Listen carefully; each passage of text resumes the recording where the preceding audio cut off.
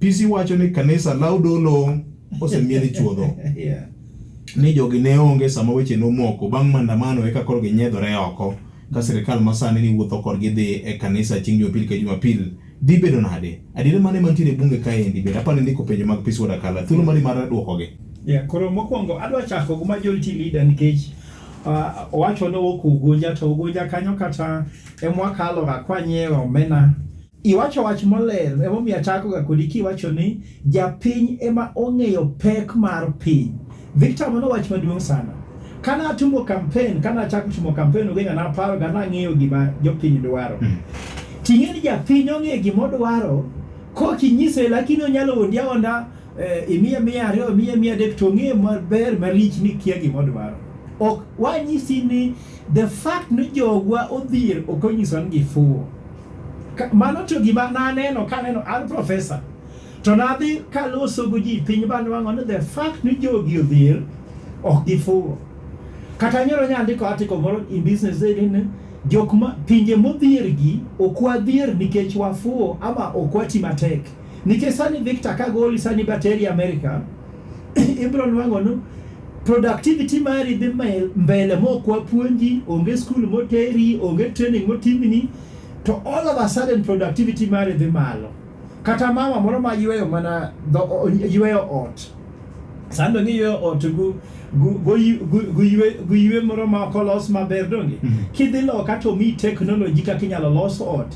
Inyalo yweyo kuma duong', inyalo nwang'o pesa mang'eny molo kidaka. Konyiso ni kineno ka jogi odhier ng'ato no riembo apiko ama inwang'o ni ng'at moro uso mana nyanya, kik ipar no uso no fuwo. Jopiny ong'e gima gidwaro to bende ging'eyo solution margi. En nani gi onge kod resources go donge. Mwandu manyalo konyo gi ema giongo. Koro ema nyisi ni jopiny nyaka keti wach ni to civil society mabro konyo majority leader iwacho wach maler kabisa. Koro gini opedh mondo jopiny bende obin kik seche mane timo maandamano. Donge nitie jomoko ma giki no wang'o. Wadwa ng'iyo ni seche mitimo maandamano ka gi ng'ato kethre ichulo nade. Nikech Raila no dhi subtal to wacho ni joma no hinyre ni abro loso go sirkal mondo chulu. Donge Kibera no wang kibande mag ji. Na otho Kibera no ko wang kibanda, owang kanise, owang muskiti gi. Nitie sheria mano ko wang girisket seche mag maandamano cha ibro konyi nadi. Koro nitie gik ma jopiny ong'eyo. Mano gimiloso. Mano gima loso. Kendo adwa kata dhi court ba penji ne president Japhet Koome nitie sheria mane giketho wakati ma maandamano. Nikech nitie jok mano bedo shot, nitie jok mano tho donge.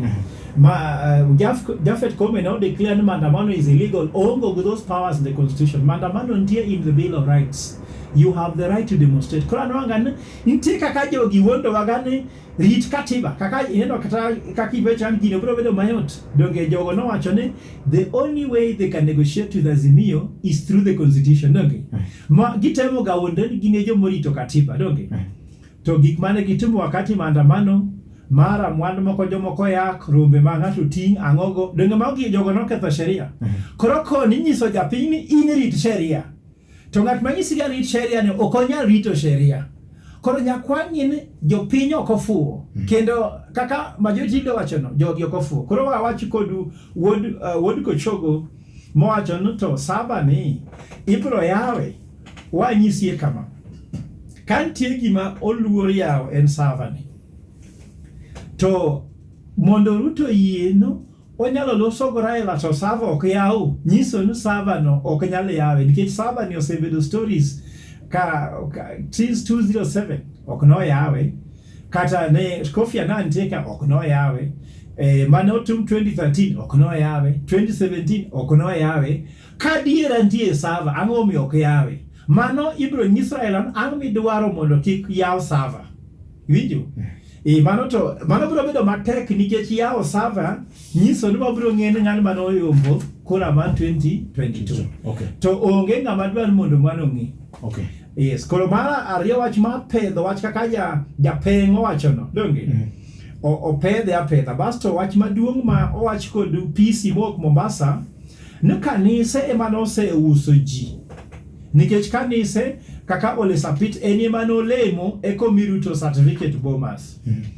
To gisebedo ka sacha ma mtu dwa yanyo ng'ato to nitie gimiluongo ni Thanksgiving Mass ma bishops obet duto. Koro gin gichung' to bishop obet kanyo. Pariene manotum malava. Kanise 43 obet. Donge? Bishop padri obet. To gimi wacho kanyo en Raila Odinga Gwazimio. Gikian kanisa oripiwa shikani Jesus Christ, Holy Spirit, Lamb of God. Inye seche maini kanisa bage weche moripo beni wacho kadonge.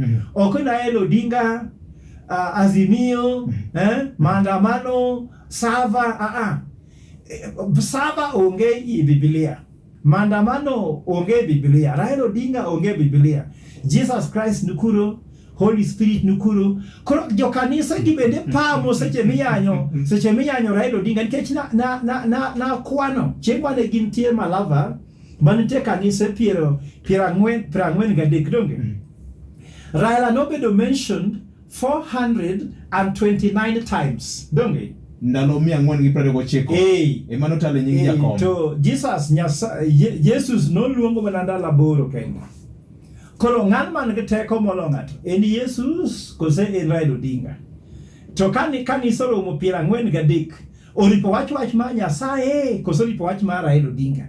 Kata kuma Raila Odinga onge en Raila Odinga joluo gin jokite ien luo kite onge muma. Kora acho gan ema ngisi ni kanisa sedhi malo lakini Victor kata ki in jaduong' ma dala joluo ko wonre donge. Kin jaduong' idala to wodi matin ama maduong' okoso tiloso weche dala ikawo ga jok mokoso jok mane okokoso donge. Ji duto nyaka bed piny Kenya en marwa duto, civil society, kanise duto, josiasa, wakina mama, vijana. Koro kikwagole ng'ato kwacho ni gin ne giselal. Kata prodigal son no wachini seche mane prodigal son no wuok bodhi otimo gik mane otimo cha ne pod oluonge bokete i party bobedo welcome. Erokamano.